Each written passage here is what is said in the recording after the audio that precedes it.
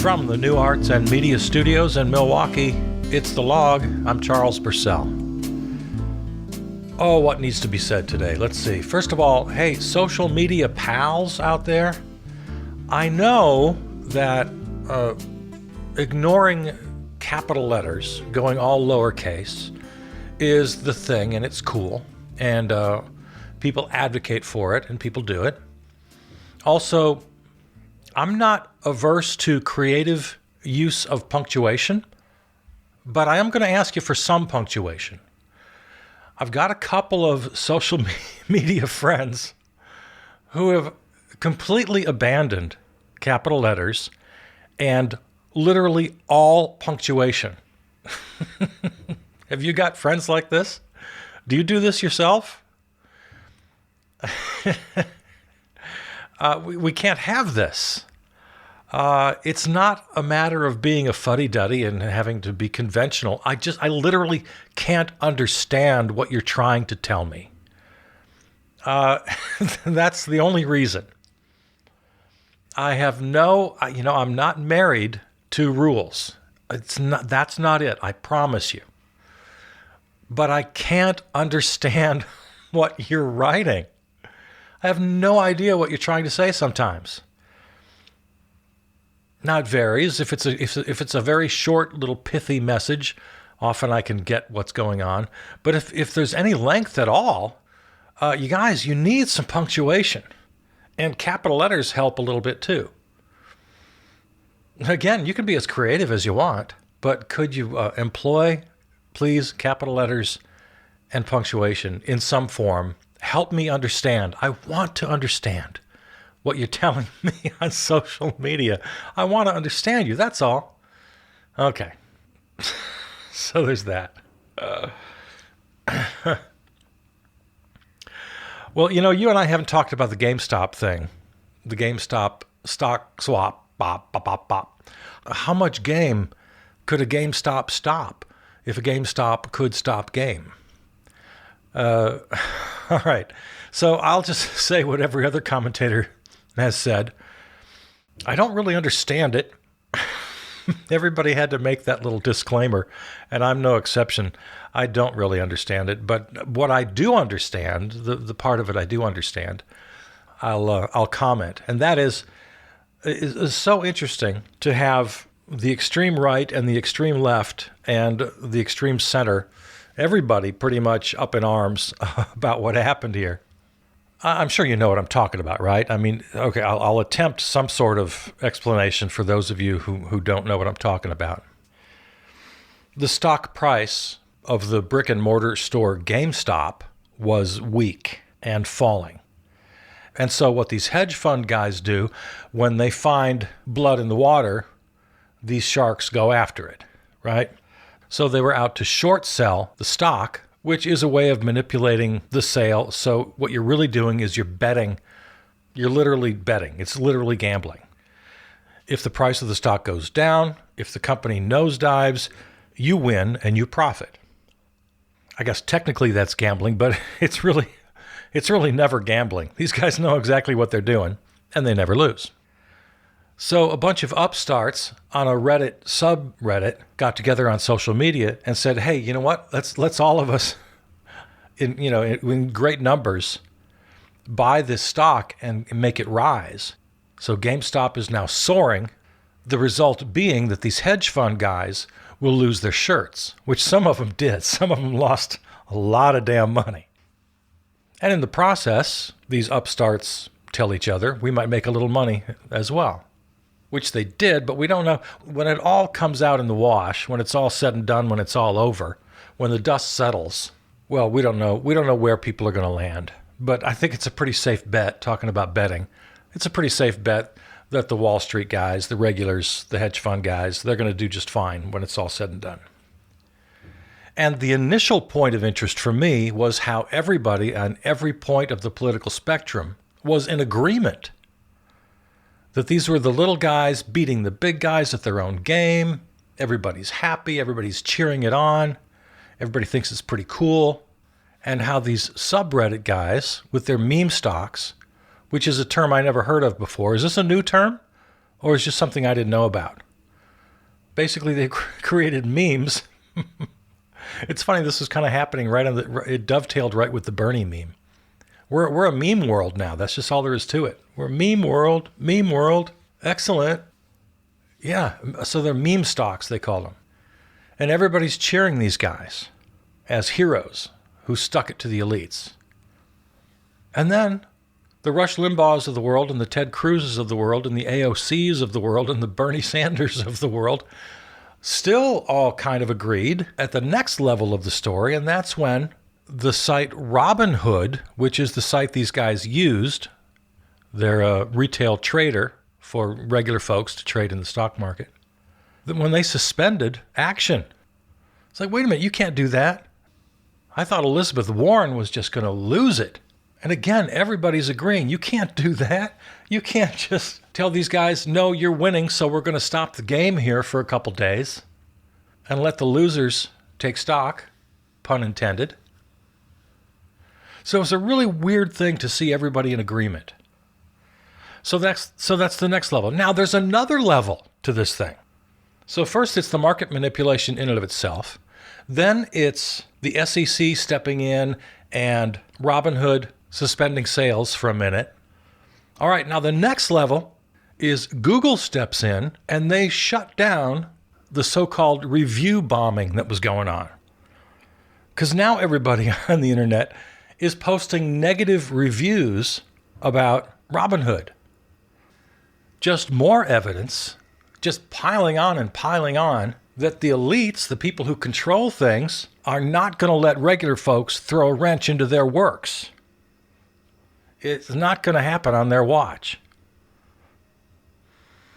And by the way, I should mention, and again, you know a lot of this. It wasn't just GameStop. It was AMC Theaters, some others that I don't recall now at the top of my head.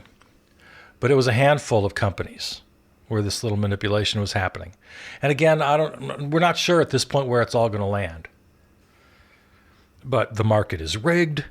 Everybody agrees.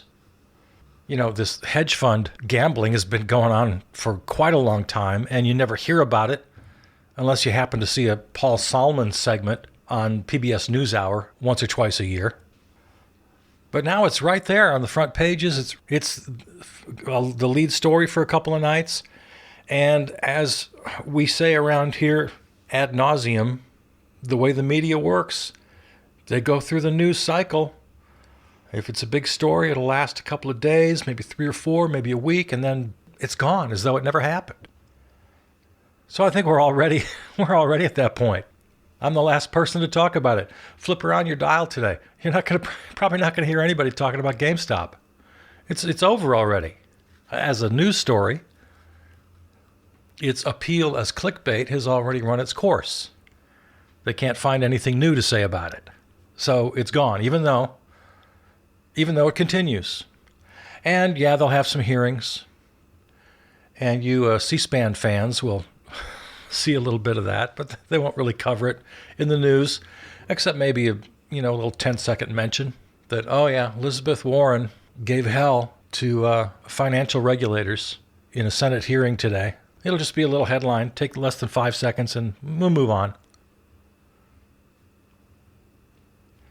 So as for me, my take on this thing is it's just another example, another shining example of why we have to get money out of everything. Just every aspect of our lives is worse because money.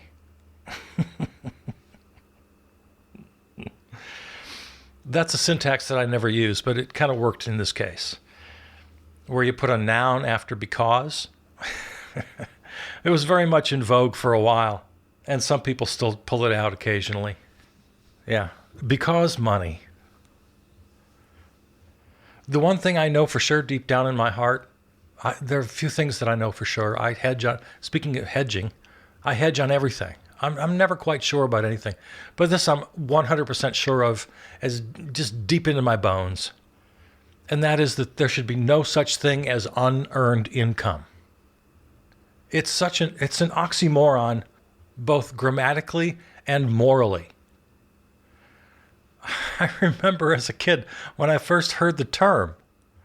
I'm doing my taxes for the first time, and I'm trying to figure out what this all means. And for the first time, I see the term unearned income. And I laughed. I thought, what is that? It's an oxymoron. That doesn't make any sense. There should be no such thing as unearned income, period. I don't care if it's a lousy 2% interest you get on your savings account. Because the very concept of income means that wealth has been created somewhere along the way so that you or someone else can benefit from that wealth. And here's one other thing I know for sure, deep in my bones, that I will not ever question, even though I question everything. It's the one thing that Karl Marx had absolutely spot on the money, and that is that wealth is created by labor. A very basic, a very simple concept. You got a plot of land. It's a beautiful little plot. It has lots of value. It has lots of worth outside of finance, outside of economics. It has its own inherent worth. Yes, it has all of that. Plenty of reasons to love it, to honor it, to even worship it as the old pagans did, my ancestors. But when it comes to economic value, that only happens when you rip it up with a hoe and plant some carrots. And now you harvest your carrots and you take them to market. Now we've got economics happening. Now we have wealth. Because you had a bumper crop and you sold them all and you went home to the family and you said, look at all this damn carrot money. We're doing pretty good. We had a good year. That's wealth. The labor of creating a product is the only way to create wealth. But the manipulators, the guys who game the system from our current crop, going way back to their early ancestors, they quickly figured out a way to get a piece of that. In the name of the king, I'll get my own little private armies to protect this plot of land, and I'll write up some bogus rules that say, go ahead, plant your carrots, but you know what? I get a cut. Because I have declared this to be mine. So from that moment on, right to this beautiful moment we share together today, these guys have drawn an income from the process, unearned income, to the point where that's a term on my tax form. And everybody just takes it for granted that it's okay, that it's acceptable. It's the way the world works. You know what? It's not acceptable. It's not the only way the world can work. In fact, of the many options, it's about the worst way you can organize the world. My great dream in life is to abolish the very concept of money, but while we still have money, we must abolish the idea, the very concept, the possibility of unearned income. You know, back in 2008, with this great financial collapse, that was another moment in history where we were all looking at each other saying, what the hell is going on? We don't understand this. I remember at the time hearing financial experts, I mean big name economists, professors, guys with PhDs and doctorates. Can you get a doctorate in economics? I imagine you can. Nobel Prize winners being interviewed saying things like, well, nobody really understands how this works because it's designed that way. Through the algorithms of artificial intelligence and the instantaneous trading, and it's all kind of happening on this deep matrix kind of level that even I, Professor Farty Smarty, can't really burrow into this almost ethereal system to really get my hands on it, to really understand it, let alone explain it to you. I remember at the time, again, it was one of those moments. The Lucy and the football image has been brought up many times. There are a couple stories in the news right now where the Lucy and football analogy are good. Well, back in 2008, 2009, I was hopeful. I was Charlie Brown.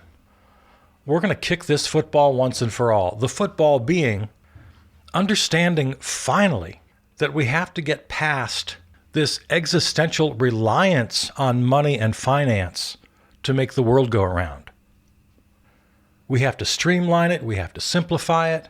We have to learn finally that the profit incentive does way more harm than good by 1,000-fold, exponentially, almost unfathomably more harm than good. That we were going to finally learn that unearned income is not only inefficient as a system to keep the world humming, but it's immoral. The very idea of finance, money making money and producing nothing, is a failed system. This was my Charlie Brown thought at the time. We're going to kick that football, finally, and we're going to learn these lessons. Man, not even close. Lucy pulled back that football and we went flying and flipping in the air. Landed flat on our backs, boom, like Charlie Brown. And the banks got bailed out and the hedge fund guys got bailed out. Nobody went to jail. People lost their homes. They lost their savings. The transfer of wealth, which happens on a daily basis, this slow and steady drip, drip, drip that occasionally turns into more of a steady flow, was transformed into a gusher, into a waterfall. In this case, a reverse waterfall, because everything's going up. All the wealth, billions and trillions of dollars, transferred from the poor and middle class up to the wealthy as a result of the 2008-2009 financial meltdown. And more importantly, the so-called solutions to that meltdown. So I had a small Lucy and the football moment again with this one. All right, everybody seems to be in agreement. The financial system is rigged. The stock market has absolutely nothing to do with the health of the actual economy, with the well-being of actual people. I mean, have we seen this enough? So many examples. You just watch the nightly news and they'll give you some awful report about, 100,000 jobs lost and the pandemic rages and this industry is closing forever and all this horrible news. And the stock market hit a record high today. And we just get so used to this on the nightly news. Okay, so I thought, is this another moment here? Is this another possible moment where we can understand, maybe do something about it? It's just another Lucy in the football moment. And then you talk about the other levels that we mentioned, especially the social media level, where Google puts its thumb on the scale and says, no, you can't give my boys bad reviews over at Robinhood. We'll just not let you do that. We'll just shut you down. No more comments, no more reviews. Just another in many examples where everybody's upset, right, left, and center. Everybody's upset about the power that social media has. All right, so there's another Lucy football moment. All right, we're going to learn a lesson finally? Do we have to do something about social media? Everybody wants freedom of speech. Everybody wants freedom of the press. Nobody, right, left, or center, opposes those basic concepts. And everybody, right, left, and center, sees that big tech, big social media, has got its boot on the neck of those fundamental freedoms. But there's endless fighting about what to do about it. Nobody can agree on that. And I'll offer this. This is just my humble opinion. The reason that nobody can agree, the different factions, right, left, and center, they can't agree on how to move forward with social media is because they all accept as a prerequisite that money and profit have to be at the heart of the system. Well, these companies have to make money. They have to make a profit. It seems you still have to be a crazy left-wing radical to even question that premise. It's just me and a handful of my online buddies. I contend that we cannot and will not ever have freedom of speech until we have freedom from money. The right wing is complaining about cancel culture. Oh, boo-hoo, they took away the Orange Menace's Twitter account. The left wing is very much aware that a handful of large corporations control virtually all media in the country, talking about press, broadcast, and social media.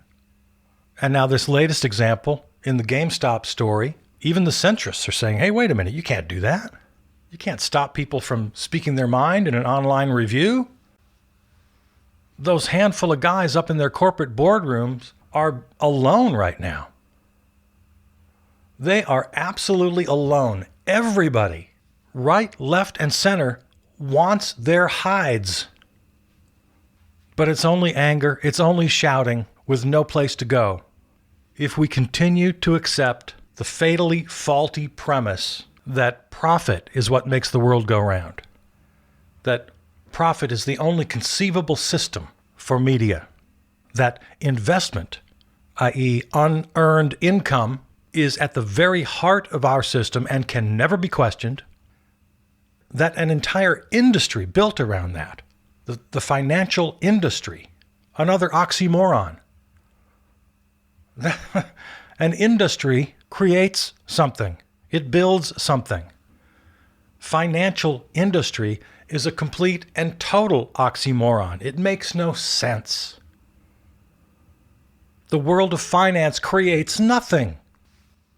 Again, going back to 2008, 2009, we learned about these bogus loan swaps where you buy up loans and you sell loans and nothing's being created.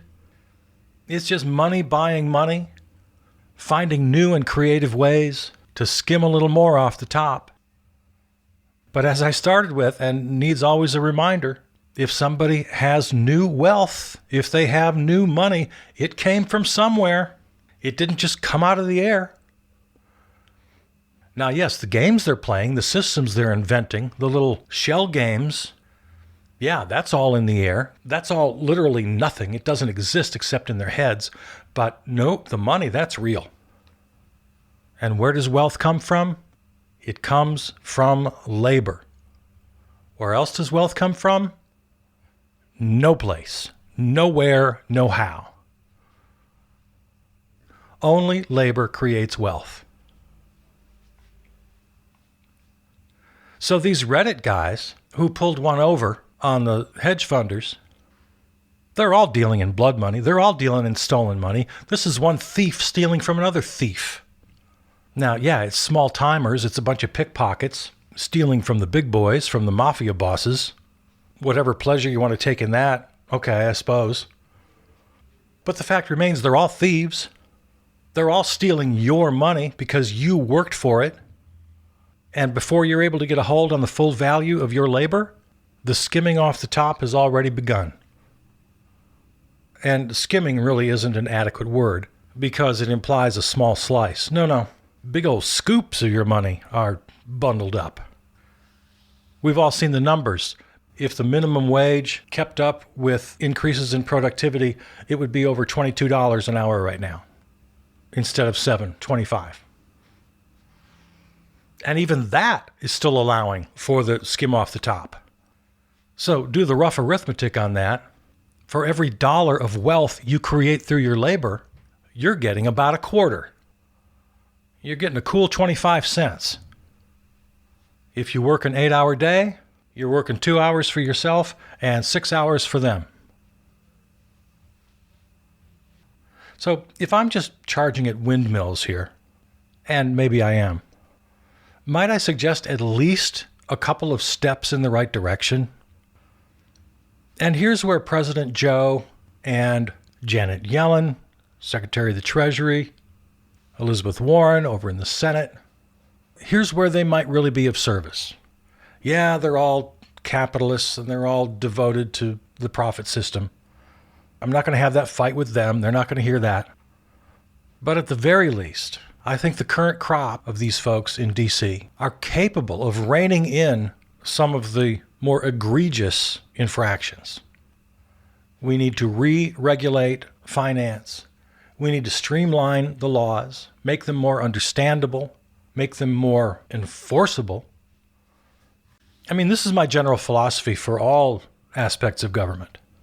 Going back to that 2008-2009 example of the financial collapse, where nobody could understand what was happening. My general philosophy is that a reasonably intelligent adult should be able to grasp what's going on. I mean, these these bills, I used to complain about 2,000-page bills. Well, now, the last COVID bill, I think, was what, 6,000? We've just gone way beyond parody at this point. The one thing I agreed with Republicans was when they were pushing for the income tax form on a postcard. They wanted to simplify. That was the one thing I agreed with them about. I think that should be an overarching mandate for all government activity. Financial regulation, taxes, every bill that Congress writes should be clear, should be succinct. Every single citizen should be able to sit down and read it and understand it. They should be short. They should be a couple of pages, not 2,000 or 6,000. They should be written in plain English. They should be made available to the public long before any scheduled vote. And there should be public comment, shared online for everyone to see. We can do Yelp reviews. We can do Amazon reviews. Interested citizens should be able to review whatever bills they read, and it's just part of the process. And it's all open, and everybody knows what's going on. We're always so worried about bipartisan support. I think this would get a lot of bipartisan support. I honestly do. Streamline, simplify. And the whole financial regulation thing got me started here, but this applies across the board. The other reform I would suggest, and I think you and I have talked about this before, and that is that every bill should be a so-called standalone bill. It's one issue. No more of these big omnibus bills. Everything, including the kitchen sink, thrown in. No, one issue, clearly defined per bill. Congress, go to work every day, just like all the rest of us do, and do your job. Put together a bill, draft it up, your best idea, propose it, make it available to everyone. Let's have a good national conversation about it, and then you pass it up or down. Next. Just roll up your sleeves and just work like everybody else. Well, let's wrap this thing up for today. And just to put a little button on what we were talking about earlier, I'm not a financial expert. I don't pretend to be. But there are a couple of just basics that I know, that you know, that everybody in their heart knows. And that is that workers deserve the bulk or the entirety of the wealth they create in the world. And that the so-called financial industry is a big old street corner shell game that can be described with one word: theft. So I'll leave you with that. That's where I am. That's where I am today. Okay. Another day. Put your head down. Let's do it. I love you. I'm Charles Purcell.